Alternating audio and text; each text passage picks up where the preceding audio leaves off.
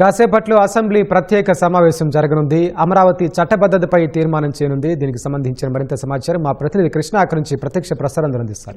మరి కాసేపట్లోనే ఆంధ్రప్రదేశ్ శాసనసభ కొలుదేరనుంది. ఏదైతే రాష్ట్ర రాజధానిగా అమరావతికి చట్టబద్ధత కల్పించే అంశానికి సంబంధించి కేంద్రానికి తీర్మానం చేసి పంపేందుకు ఈ మేర శాసనసభ ఇవాళ ప్రత్యేకంగా సమావేశం కానుంది.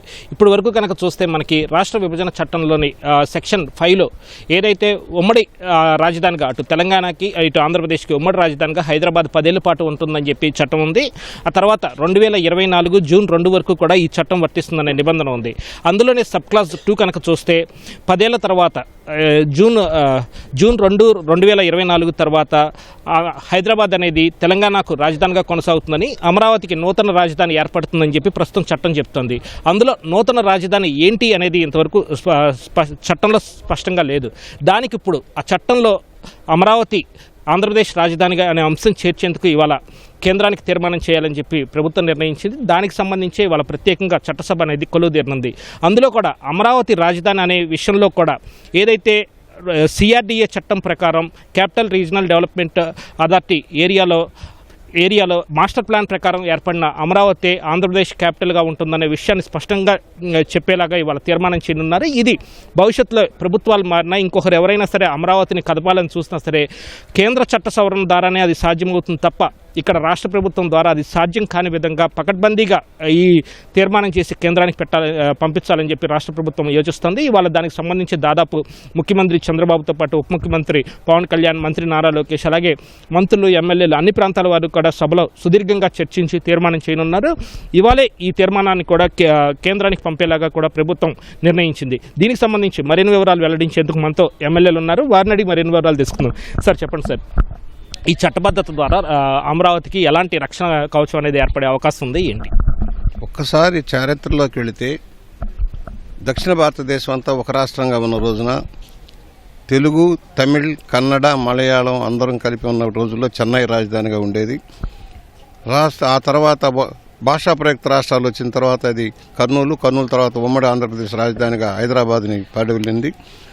మళ్ళా రాష్ట్ర విభజన వల్ల తీవ్రంగా నష్టపోయిన ఆంధ్ర ప్రాంతానికి రాజధాని లేదు, ప్రధానమైన నగరం కూడా లేని పరిస్థితుల్లో ఒక రాజధాని ఏర్పాటు చేసుకోవాల్సిన పరిస్థితుల్లో మనం ఉన్నాం. ఈ పరిస్థితుల్లో అమరావతి సరైన ప్రదేశం, సెంట్రల్లీ లొకేటెడ్, అన్ని సౌకర్యాలకు అనుకూలమైన ప్రదేశం అన్న నిర్ణయంలో రాష్ట్ర ప్రభుత్వం నిర్ణయం తీసుకుని 14-19 మధ్య భూములు రైతులు 34,000 ఎకరాల పైచిలకు రైతులు పూలింగ్లో ఇచ్చారు. బహుశా ప్రపంచ చరిత్రలో ఎక్కడా జరగని విధంగా రైతులు ఇచ్చారు. ఎందుకంటే తమ ప్రాంతం అభివృద్ధి చెందుతుంది, తమకు కూడా అవకాశాలు వస్తాయన్న భావనలో వాళ్ళు ఇచ్చారు. దాంట్లో 100%లో ఎస్సీ ఎస్టీలు 32%, రెడ్లు 23%, కమ్మ 18%, బీసీ 14%, కాపులు 9%, మైనార్టీలు 3%, ఇతరులు 1%. వీళ్ళు ఇచ్చింది 100%. అంటే దీంట్లో ఒక వర్గం కానీ ఒక కులం కానీ కాదు, మోస్ట్లీ 70% బడుగు బలహీన వర్గాలు, దళితులు, మైనార్టీలు ఇచ్చారన్న విషయాన్ని మనం ఎందుకంటే గత ప్రభుత్వంలో జగన్మోహన్ రెడ్డి గారి అరాచక విధానాల వల్ల తప్పుడు ప్రచారం లేదు, గోబల్స్ ప్రచారం, ఇదేదో ఒక కులానికి కమ్మ వాళ్ళకి చెందిందన్న భావన దాన్ని పటాపంచలు చేస్తూ డేటా అంతా కూడా ఉంది. అలాగే ఎక్కువ భూములు ఇచ్చిన వాళ్ళు పేదలే. ఎక్కువ భూములు ఇచ్చిన వాళ్ళు దాదాపు 34 ఎకరాల్లో, ఎకరం లోపల ఇచ్చిన వాళ్ళు 20,400 మంది 10,000 ఎకరాలు ఇచ్చారు. 2 ఎకరాల లోపల వాళ్ళు 5,227 మంది 7,466 ఎకరాలు ఇచ్చారు. 2 నుంచి 5 ఎకరాల లోపల 3,337, 10,104. మిగతా వాళ్ళంతా కూడా ఇచ్చిన వాళ్ళు 25 ఎకరాలు పై ఇచ్చిన వాళ్ళు 151 ఎకరాలు. అలాగే 25, 12 మంది 269. అంటే పెద్దవాళ్ళు ఇచ్చింది తక్కువ, సామాన్యులు బడుగు బలగిన వారు ఎక్కువ ఇచ్చారు, ప్రయోజనం పొందబోతున్న వాళ్ళు. అలాగే రాష్ట్ర ప్రభుత్వం కూడా దీన్ని అమరావతిగా నిర్ధారించి ప్రధానమంత్రి గారి ద్వారా శంకుస్థాపన చేయించి కార్యక్రమాలు మొదలన్నీ ప్లానింగ్ చేశారు. ఆ తర్వాత వచ్చిన ప్రభుత్వం గోబెల్స్ ప్రచారం చేసి రాజధాని ఇక్కడే ఉండాలి, 30,000 ఎకరాలు సరిపోదు, ఇంక ఎక్కువగా ఉండాలని చెప్పిన జగన్మోహన్ రెడ్డి గారు 3 రాజధానుల ముచ్చట తీసుకొచ్చి రాజధాని లేకుండా చేశారు. దీన్ని ఒక శ్మశాన భూమిగా చేయాలని నిర్ణయం చేసి అస్తవ్యస్తం చేశారు. భూములు ఇచ్చిన రైతులకు అన్యాయం చేశారు. ఆ రైతులకి తీవ్రమైన ఇబ్బందులకు గురి చేసి కేసులు పెట్టారు. ఆఖరికి గుళ్ళకి గోపురాలు కూడా వెళ్లకుండా అడ్డుకున్నారు. మహిళలను చూడకుండా లాఠీ చార్జీలు చేయించిన విధానం మనం చూసాం.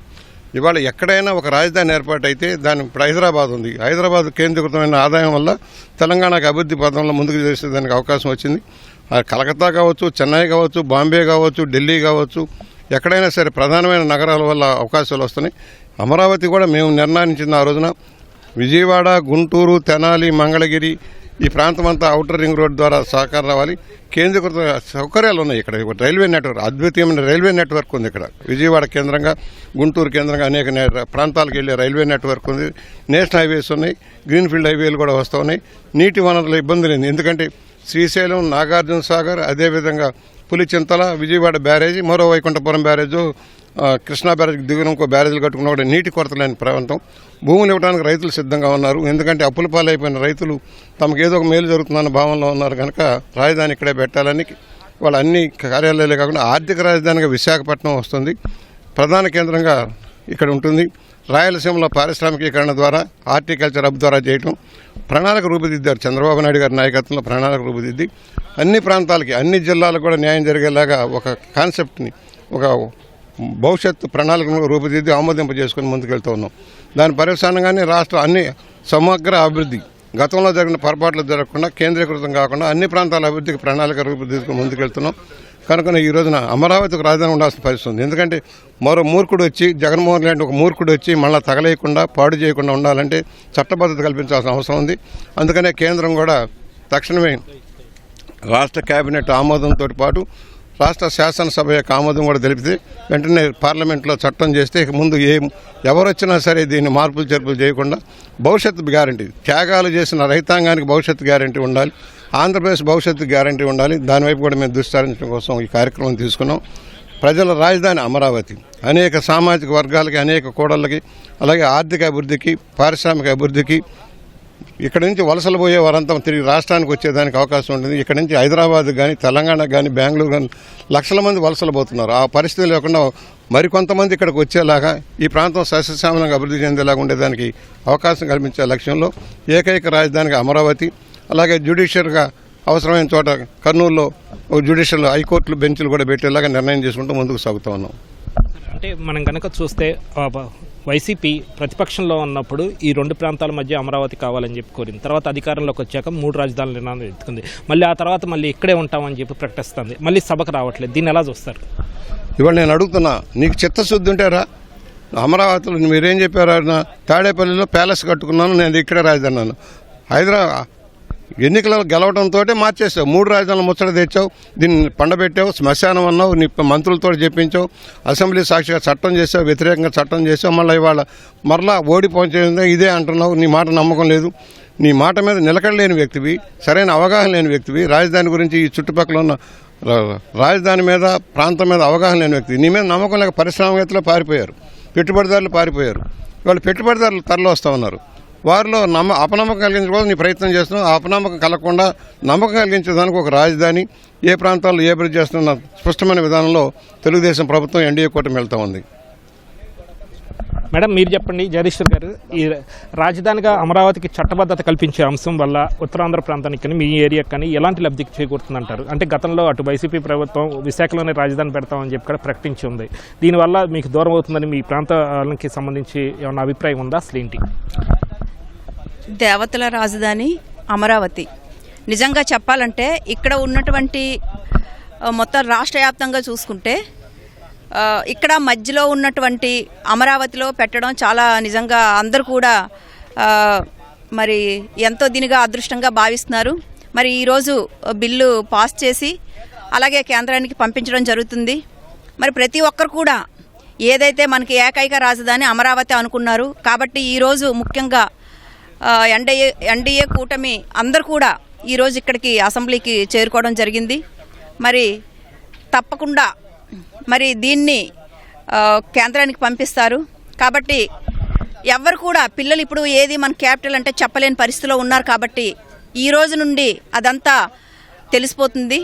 ఎందుకంటే గత వైసీపీ నాయకులు మరి ఏ విధంగా అయితే ఎన్నెన్నో మాట్లాడారు, 3 రాజధానుల పేరుతో చాలా దినుగా ఇబ్బందులు పెట్టే పరిస్థితి కూడా మీరు అందరూ చూశారు.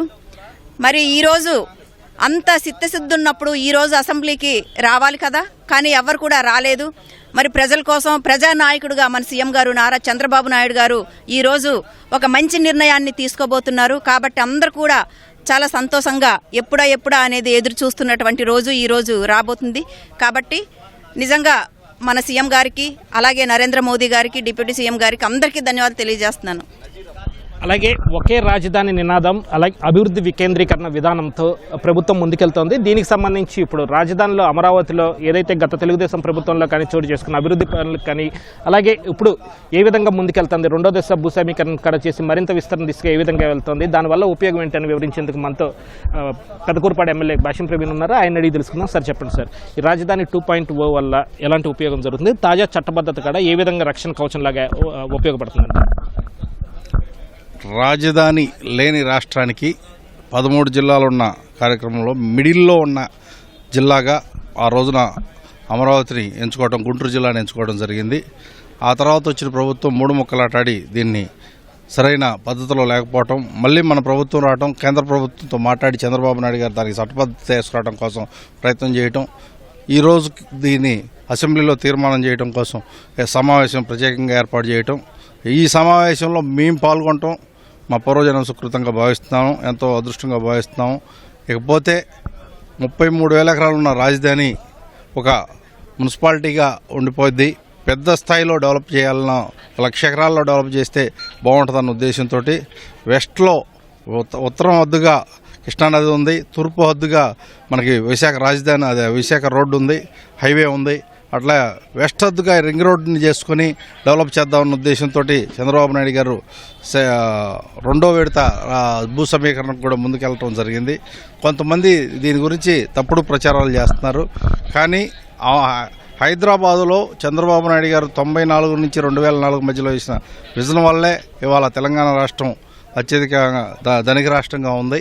అందువల్ల మీరు ప్రజలందరూ కూడా ఆలోచించుకోవాల్సిన అవసరం ఉంది.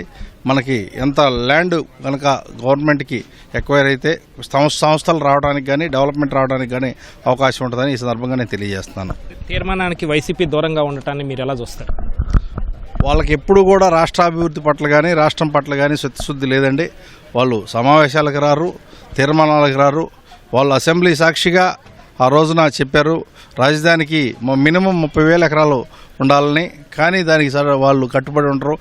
ఇప్పటికీ నిన్నే మా లోకేష్ గారు చెప్పారు 11 సార్లు మాటలు మార్చారు వాళ్ళు. ఇప్పుడు రాజధాని మీద, అమరావతి రాజధాని మీద 11 సార్లు మాటలు మార్చిన సందర్భం ఉంది. వాళ్ళ గురించి మాట్లాడుకోవడం కూడా అనవసరం అని నేను ఈ సందర్భంగా తెలియజేస్తున్నాను. సార్ మీరు చెప్పండి సార్, ఇవాళ చట్టసభ ద్వారా అసలు ఏం చాటాలనుకుంటున్నారు, ఏంటి? ముఖ్యంగా ఇదొక చారిత్రాత్మకమైనటువంటి రోజు. ఎందుకంటే తాత్కాలిక రాజధాని అనేటువంటి మాట కాకుండా ఈరోజు అమరావతి ఆంధ్రుల ఏకైక రాజధానిగా ఒక చరిత్ర సృష్టించేటువంటి రోజుగా మనందరం కూడా భావిస్తూ ఉన్నాం.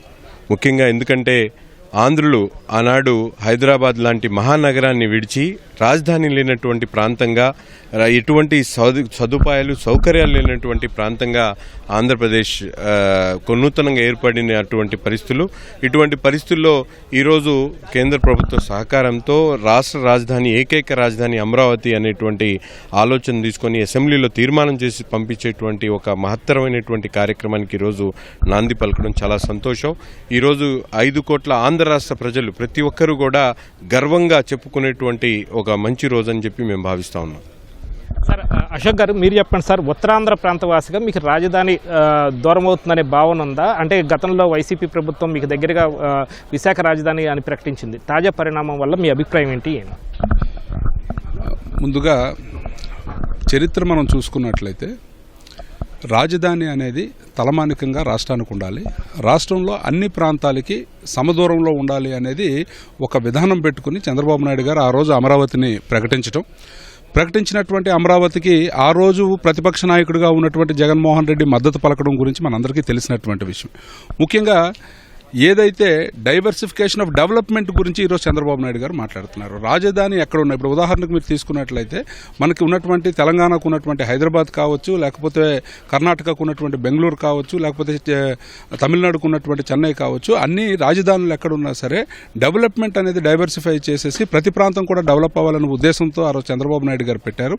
ఖచ్చితంగా ఉత్తరాంధ్ర ఈరోజు మీరు చూడండి, ఉత్తరాంధ్రకు సంబంధించి ఈరోజు వైజాగ్లో గూగుల్ లాంటి వ్యవస్థలను తీసుకుని వచ్చి ఉత్తరాంధ్రను డెవలప్ చేస్తున్నటువంటి తరుణంలో ఖచ్చితంగా రాజధాని అనేది అందరికీ సమదూరంలో ఉన్నప్పుడే ఖచ్చితమైనటువంటి డెవలప్మెంట్ అనేది మనకు కనిపిస్తుంది. సో ఈరోజు ఉత్తరాంధ్ర ప్రజల తరపున ఖచ్చితంగా చంద్రబాబు నాయుడు గారు తీసుకున్నటువంటి ఒకే రాష్ట్రం ఒకే రాజధాని, అలాగే అమరావతిని ఇక్కడ పెట్టాలి, ఇక్కడ రాజధాని నిర్మించాలి అనుకున్నటువంటి దాన్ని పూర్తిగా ఉత్తరాంధ్ర ప్రజలందరూ కూడా స్వాగతిస్తున్నారని తెలియజేసుకుంటున్నాను. ఇది ఇక్కడ తాజా పరిస్థితి. మరి కాసేపట్లోనే శాసనసభ సరిగ్గా 11 గంటలకు ప్రారంభం కానుంది. అటు ముఖ్యమంత్రి చంద్రబాబుతో పాటు 20 మంది వరకు కూడా నేతలు తమ తమ ప్రాంతాలకు సంబంధించిన అభిప్రాయాలు, ఈ అన్ని రాష్ట్రానికి సమదూరంలో అమరావతి రాజధానిగా ఏర్పడటం వల్ల కలిగే లబ్ధి గురించి వివరించనున్నారు. అలాగే గత పాలకులు చేసిన విధ్వంసం గురించి కూడా సభా వేదికగానే చాటాలని చెప్పి ప్రభుత్వం నిర్ణయించింది. కెమెరా పర్సన్ ఎంఎస్ఎన్తో VSN Krishna, ETV news, Amaravati. Over to studio.